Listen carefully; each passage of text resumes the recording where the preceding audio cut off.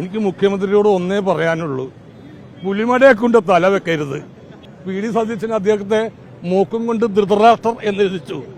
ഇപ്പൊ ഇദ്ദേഹം ചെന്നാൽ മൂക്കും കൊണ്ട് അദ്ദേഹം ഋത്തിക് റോഷൻ എഴുതിക്കും. ദയവേത് പോകരുത്, നമ്മുടെ മുഖ്യമന്ത്രിയാണ്, പോകരുത് എന്നാണ് എന്റെ അഭ്യർത്ഥന. ഇതൊക്കെ എന്ത് പരാതിയെക്കുറിച്ച് ഞാനെന്ത് പറഞ്ഞതാണ്? കാരണം തെരഞ്ഞെടുപ്പ് കമ്മീഷനാണ് അത് തീരുമാനിക്കേണ്ടത്. അവർ പറഞ്ഞ രാഷ്ട്രീയ പ്രചരണത്തിൽ നിന്ന് പിൻവലിക്കണമെന്ന് പറഞ്ഞിട്ടാണ് കൊടുത്തേക്കുന്നത്. ഞാൻ അതിൽ പിൻവലിക്കാൻ ഒരു തീരുമാനമില്ല. അങ്ങനെ സ്ഥലമില്ല.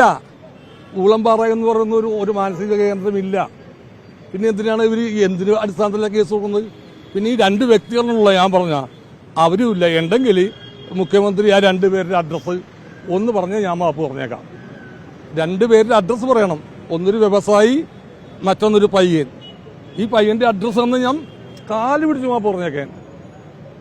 അപ്പൊ ഇല്ലാത്തൊരു കഥക്ക് ഞാനൊരു ട്രോൾ ഉണ്ടാക്കി എന്ന് മാത്രമേ ഉള്ളൂ അതിനകത്ത്.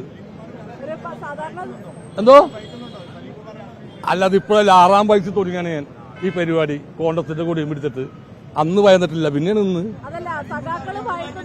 അതാണല്ലോ വെറുതെ തെറി പറയാൻ കാരണം. അതല്ലേ, ഞാൻ ഒറ്റ സ്റ്റേജിൽ പോകണമെന്ന് ആഗ്രഹിച്ച ആളാണ്. ഇവരാണ് എന്നെ ഇങ്ങനെ തോണ്ടി എല്ലായിടത്തും, ഇപ്പൊ കൊയിലാണ്ടി, കരുനാഗപ്പള്ളി, നമ്മുടെ കൊട്ടാരക്കര, പത്തനാപുരം, അങ്ങനെ എല്ലാ സ്ഥലങ്ങളിലും ഞാൻ പോയിക്കൊണ്ടിരിക്കുന്നു.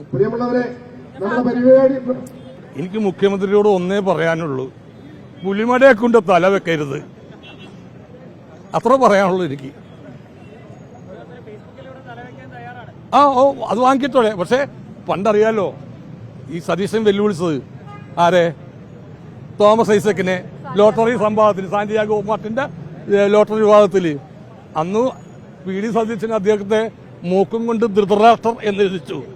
ഇപ്പൊ ഇദ്ദേഹം ചെന്നാൽ മൂക്കും കൊണ്ട് അദ്ദേഹം ഋത്തിക് റോഷൻ എഴുതിക്കും. ദയവേത് പോകരുത്, നമ്മുടെ മുഖ്യമന്ത്രിയാണ്, പോകരുത് എന്നാണ് എന്റെ അഭ്യർത്ഥന.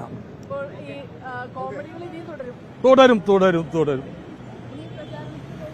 അയ്യോ, ഞാൻ എല്ലാം സംഭവിക്കൊണ്ടിരിക്കുന്നത്.